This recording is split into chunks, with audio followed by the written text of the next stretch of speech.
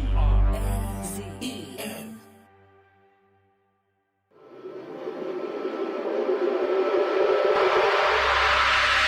The entire command had to be in your pocket. And that's what happened. Everybody was in my pocket. I had them in my palm. I was just rolling them around. The defense contractor, Leonard Glenn Francis, pled guilty to fraud and bribery in the largest corruption scandal in U.S. Navy history. Leonard was very good at influencing people. He makes you feel included in the conversation. He was, a go-getter. He's monetized debauchery.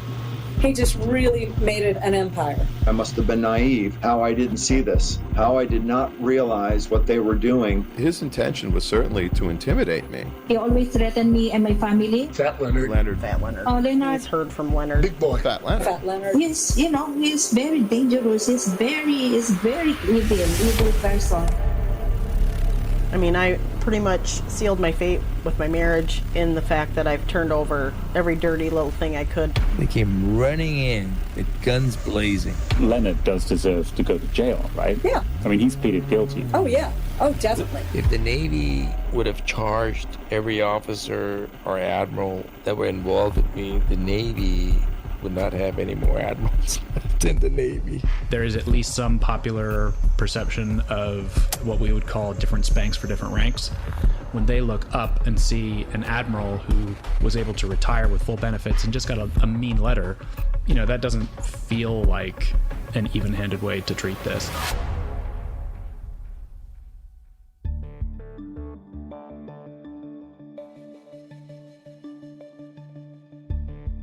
I'm Tom Wright, host of the Fat Leonard podcast, and I'm here with some updates. Since our season finished airing in late November, some extremely unexpected developments have taken place. Early last year, I smuggled a microphone to Leonard, who was in home detention in San Diego. Over more than 20 hours of raw audio, Leonard told me the shocking, unvarnished story of how over 2 decades he set up a mafia-like organization inside the US Navy. Leonard was a military contractor who supplied food, fuel, and security to Navy ships in the Pacific. In return for overcharging by tens of millions of dollars, Leonard told me how he supplied Navy officers with prostitutes, fine dinners, cigars, and vacations. He lived in a $130 million mansion with 20 luxury cars. Leonard was motivated to speak to me because he says he's a scapegoat. Arrested in 2013, he pleaded guilty 2 years later and has been cooperating with the government. In 2017, he was allowed out of jail for home arrest after he was diagnosed with kidney cancer. He's still to be sentenced, and that's because he's the star witness in the trials of 5 Navy officers charged with bribery and other crimes that begin this week in federal court in San Diego. Over 20 Navy officers have pleaded guilty for their role in Leonard's corruption. But these 5 have pleaded not guilty, meaning Leonard has to wait around in detention. And that's one reason he talked to me for the podcast. Another is Leonard says top admirals have gotten off scot-free for their role in the corruption. The 5 Navy officers heading to trial this week allegedly received entertainment and prostitute after prostitute in return for pushing lucrative business to Leonard's company. So we were shocked when the defense counsel for the 5 men, represented by a San Diego lawyer called Todd Burns, sought to get hold of the raw tapes of my interviews with Leonard. He couldn't force me to hand over the tapes because I'm based in Singapore. So in October, he filed a subpoena to our partner, Audiotape, a New York podcast company. Our company, Project Brazen, intervened to quash the subpoena. Under the First Amendment of the US Constitution, reporters have what's called qualified privilege. This is meant to protect journalists from attempts to interfere with reporters' work, and that includes rifling through our notebooks and asking to look at our raw tapes. Think of what it would mean if journalists couldn't do their work without fear a government or court would force them to hand over notes, potentially exposing their sources. Well, that's the reality now in places like Russia and China. In December, we learned that Judge Janice Sammartino, who is hearing the case in federal court in San Diego, had ordered us to turn over the tapes to the defense counsel. She ruled the defendant's due process rights superseded our qualified privilege under the First Amendment. It's hard to express just how much we disagree with the ruling. It's a complicated issue, so just bear with me. In the podcast, Leonard makes comments that might bring his reliability as a witness into question, the defense counsel said. That includes Leonard's comments that could be interpreted to mean he has exaggerated his illness to stay in home arrest rather than prison, and the fact that he has withheld some evidence from the government, including recordings of sex involving Navy officers. The defense counsel argued they needed access to all our tapes to ensure Leonard didn't say anything else that might disqualify him as a witness. In US First Amendment jurisprudence, when a judge considers whether to force a journalist to hand over information, she must show that information is unavailable from other sources. Given that Leonard will appear on the stand in the trial and will be available to Mr. Burns for cross-examination, this, in our view, was clearly not the case. And don't just take our word for it. I talked to David Loy, an expert on First Amendment law, about our case. David, a former civil liberties litigator, is legal director of the First Amendment Coalition, a California-based nonprofit that advocates for free speech. Hi, David. Thanks for coming on and talking to us. I wanted to get your thoughts on this ruling by the judge. I tend to agree that this was very much an overbroad and premature ruling by the judge. I mean, certainly people accused of crimes have substantial constitutional rights to present a defense, to cross-examine the primary witness against them, to confront their accuser, and that's important. But as you say, the press have First Amendment rights as well, and the press is the only private profession, private institution explicitly named in the First Amendment and the Bill of Rights. And the framers singled out a free press for a reason, because the press has and needs to fulfill an independent function in a thriving democracy, which is to report the truth, speak truth to power, be an independent check on government, and an independent guardian of the people's right to know. And so anytime that the press is or could be viewed as an arm of the prosecution or defense, or a tool of the prosecution or defense in a civil or criminal case, that is a potential threat to the independence and integrity of the press. It compromises reporters' ability to cultivate the trust of their sources, to gather the news, and draws them into the litigation of civil and criminal disputes that not only does it compromise their independence, it's a drain on their time and resources.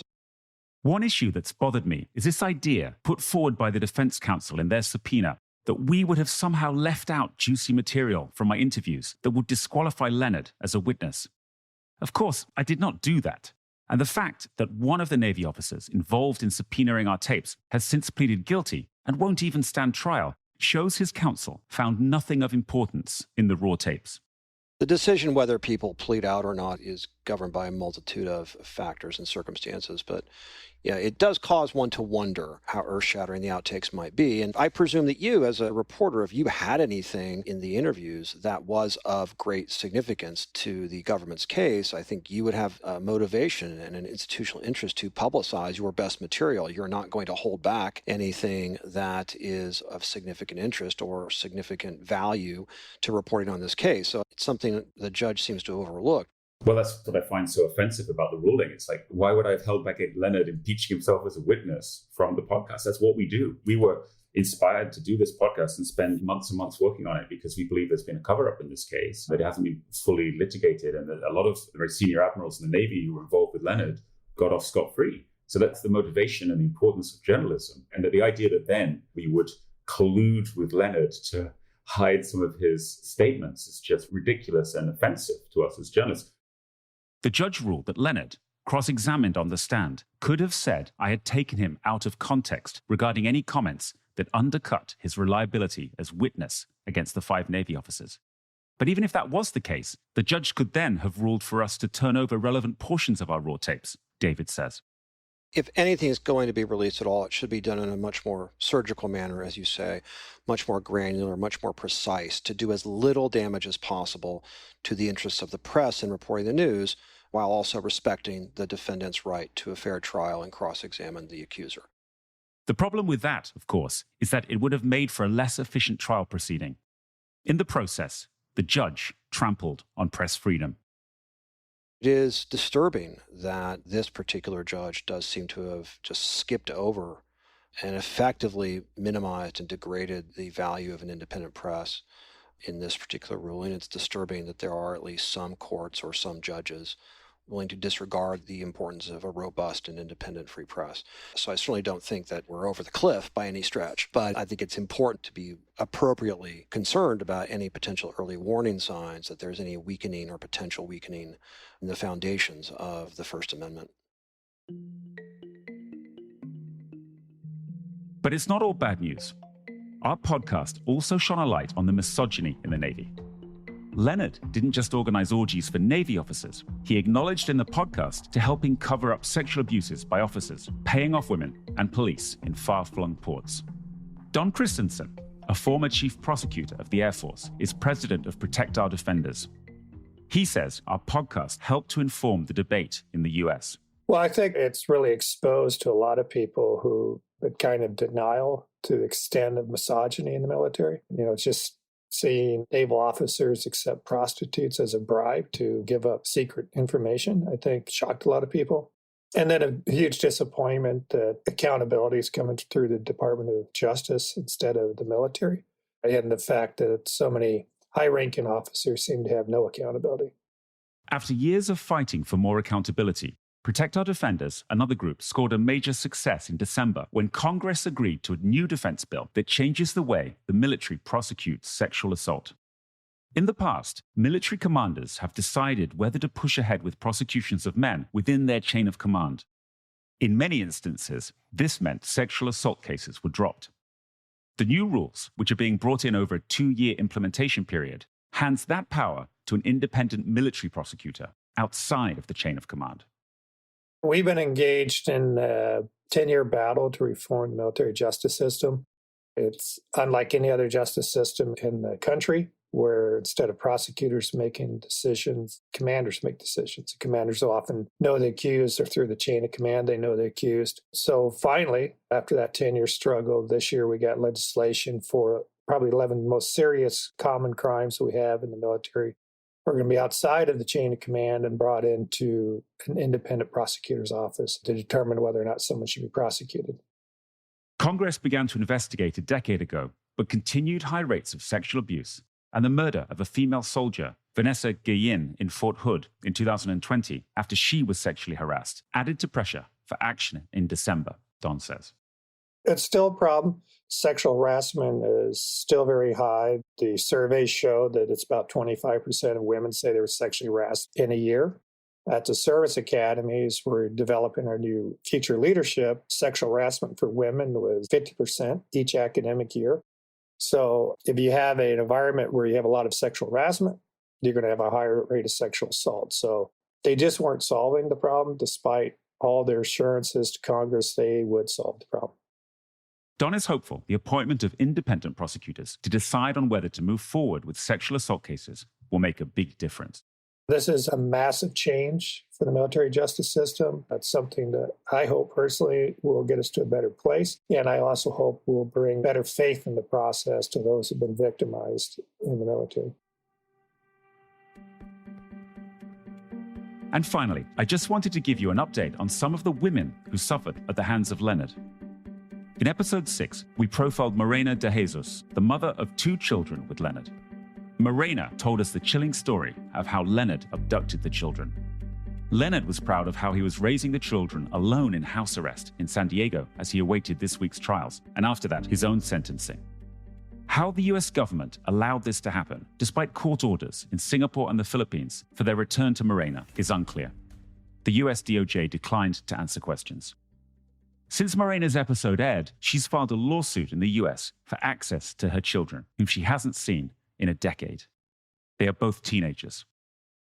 I also checked back in with Marcy Misiewicz, the wife of Michael Misiewicz, a former Navy commander who went to jail for corruption. Marcy told, for the first time, how she played a role in bringing down Leonard by taking her suspicions about her husband to the NCIS. Hey, Marcy, it's great to talk to you again. It's been a while. What's happened to you since you spoke out against what happened in the Fat Leonard case in the Navy? You know, a lot of personal friends, family, military friends have reached out and just complimented me for being brave and A lot of feedback that I've gotten has been, gosh, we knew that stuff was going on, but we didn't realize to the depth of everything, and just talked how they learned some things, not just from the part where I spoke, but across the whole entirety of the podcast, just stuff that was covered in it. People have, were surprised and disappointed and upset, and just, it's been interesting feedback. While the comments online have been overwhelmingly positive, it's probably no surprise that some men have weighed in with their misogynistic bunk. Marcy has helped ruin the Navy. That kind of nonsense. In fact, the debate we've sparked with this podcast can only be good for the Navy, an institution in which her son is now serving while his dad is in prison. I suppose you probably did this because you have a personal reason for doing it, and also a reason that you would like to see the Navy, an institution that your son is still serving in, you would want to see it improved for the better because of all of this, right? Correct. And it's also, there could be a spouse out there who's in a similar situation across any branch, not just the Navy, who doesn't understand or doesn't know that they have a voice, and they should be able to speak out, and it should be well received. I don't know if that's the right way to say it, but it should be heard. Commands should be receptive to listening to what we or what the spouses have to say. Again, it wasn't easy for me as a wife of a commander to go to the chain of command and talk about this stuff. Now Marcy is watching for news of these, the first public trials in the Fat Leonard case. Leonard will give testimony, and then, when he's sentenced, maybe later this year, Marcy is hoping for justice for a man who helped destroy her family. I just want justice. I just want people to be held accountable. We'll have a reporter at the trials, so watch out for future bonus episodes of Fat Leonard.